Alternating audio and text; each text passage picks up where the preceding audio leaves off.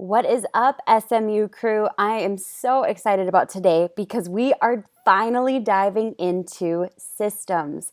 Systems are going to make every single part of your career as a social media manager so much more easy. So to start, we are going to dive into one system in particular, and that is onboarding new clients. Now, let me tell you guys, beyond the whole proposal and courting process of prospective clients, you have one chance to make a first impression with a brand new client. And I know from experience that if you do not impress them with the onboarding process by having it streamlined, having a clear timeline, it can really set a tone with the relationship that you don't love. And I want to prevent you guys from making that mistake. So from that experience, I learned that it was so important to have a very clear onboarding process. So I'm going to show you exactly what that process looks like. This is the exact process I use with each of my clients, and it has been incredibly successful as they feel confident that we are going to have a strong relationship, that I'm incredibly professional, and I want that for you guys too. So the first step from signing a client is going to be what is called the next steps email. So the next steps email looks just like this, and this template is going to be available in the video notes beneath this video within the training. It's as simple as good morning, first name. I'm looking forward to working with you. Here is what we need to get started. Now, I want you guys to customize this for each and every client, so make sure that all of the platforms that are mentioned are accurate based on the proposal and the agreement that you have with your clients. But you're going to ask for the username and password for each of the platforms. You're going to ask to have your email added to the admin on the Facebook page, and you can also add in there the business manager and ad manager as well. You're going to ask for the brand standards or branding guidelines that they have, and this is important because if they have a logo in place or specific fonts that they like to use, it's important that you know that going into creating content for the client. You also are going to ask for logos, key phrases, professional or branded images for their business, as that's going to make the process easier. And as you create graphics in Canva, in PicMonkey, Photoshop, or WordSwag, when you have the logo saved on your phone or saved on your computer, it makes it so much easier to be able to quickly upload it and use it on every single one of their branded pieces. It's also a great idea to ask for if they have any systems in place for communication within their own team. And that's important because you may be working with people such as graphic designers, potentially email marketers, and if they have Slack in place or they communicate via email, it's going to be important to know that. You're going to acknowledge the signed proposal, and then you can explain to them where exactly they can send the payment to. So I like to specify my email address, discuss how they can send me the payment, and then you're going to explain what the next timeline looks like. For the next few days, I'll be working to build up the content, analyze and capture data for the accounts, prepping on everything for launch on, and then fill in the date. Let's schedule a call to discuss the details of launching, what days work best for you. Thank you, and then your name. So you can see the next steps email, what it looks like, and you can see that it sets an incredibly professional tone with your client from the moment that you sign the proposal. From there, as mentioned in the next steps email, you're going to want to schedule what is called a launch call. Now, the launch call is incredibly important because it's the opportunity to verbally connect with your client for the first time since you secured them. This launch call is a place where you can discuss the specifics of the campaign, what it's going to look like, how often you're going to be talking, and it's a really great opportunity to just connect now that the pressure of the sale is completely off.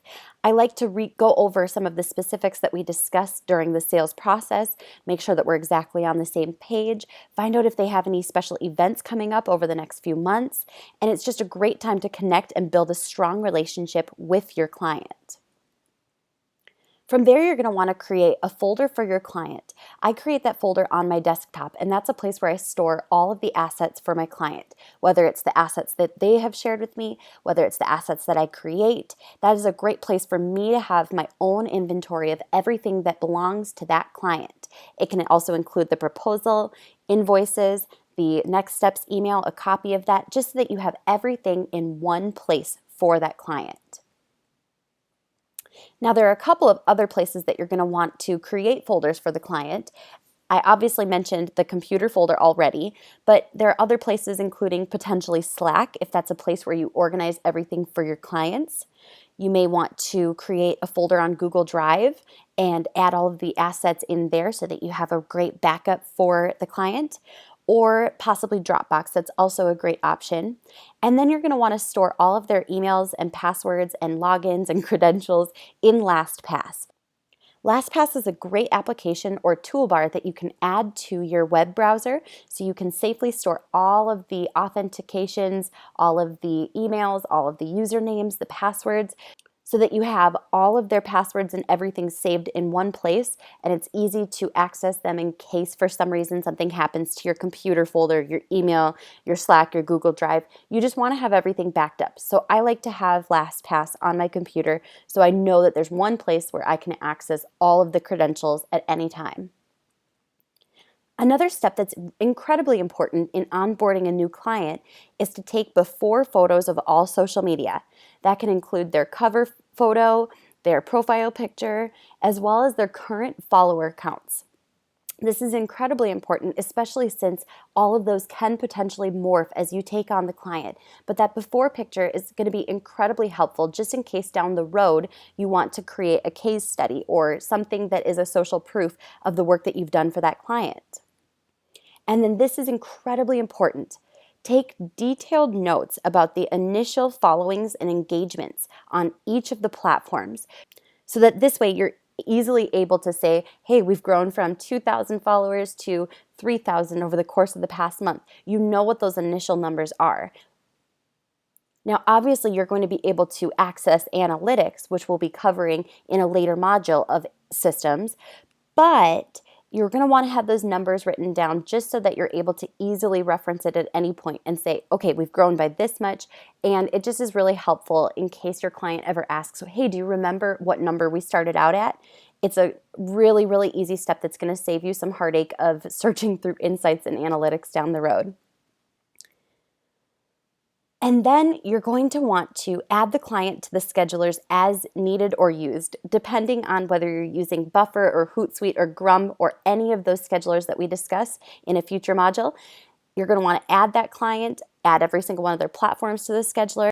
That's going to set you up for success, and the client is completely onboarded, so you are ready to launch. So there you have it. Those are all of the steps. Your client will be onboarded. They will be wowed by your professionalism. You're going to have a streamlined process and system in place, and you feel ready and confident to take on as many clients as you need. So stay tuned for the next video, you guys, and don't forget the next steps email template that I have included for your reference. Take action.